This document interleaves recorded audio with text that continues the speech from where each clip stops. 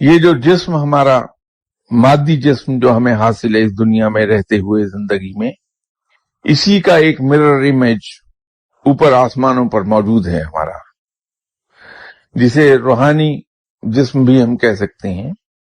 جس طرح کے دنیاوی خوراک جو کچھ ہم کھاتے ہیں یہاں، وہ اس جسم کی خوراک ہے۔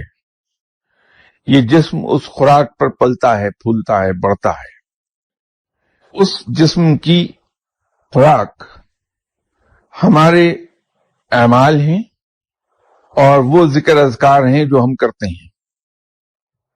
جس طرح سے آپ سب کو معلوم ہے کہ 4 ہیں بنیادی عناصر، اسی طرح ذکر اذکار جو ہیں ان کی بھی بنیادی عنصر ہیں یا تاثیر ہے، جو بھی آپ کہنا چاہیں۔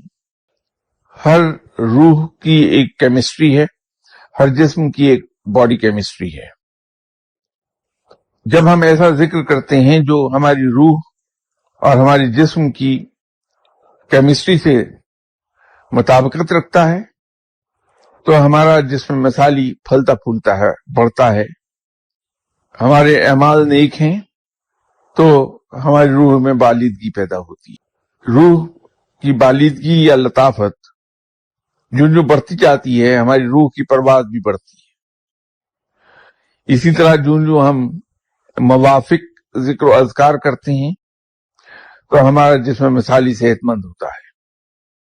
جب ہم اس دنیا سے چلے جاتے ہیں تو ہمارے اعمال کا سلسلہ منقطع ہو جاتا ہے، اور گناہ اور ثواب کا سلسلہ بھی یہی منقطع ہو جاتا ہے ہمارے ساتھ۔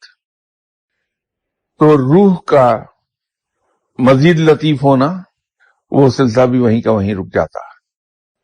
قیامت کے روز حکم الہی کے تحت تمام انسان جی اٹھیں گے دوبارہ، اور حساب کتاب اللہ کے حضور دیں گے۔ پھر اس تمام پروسیس کے درمیان ہمیں کوئی نیا جسم عطا نہیں ہوگا۔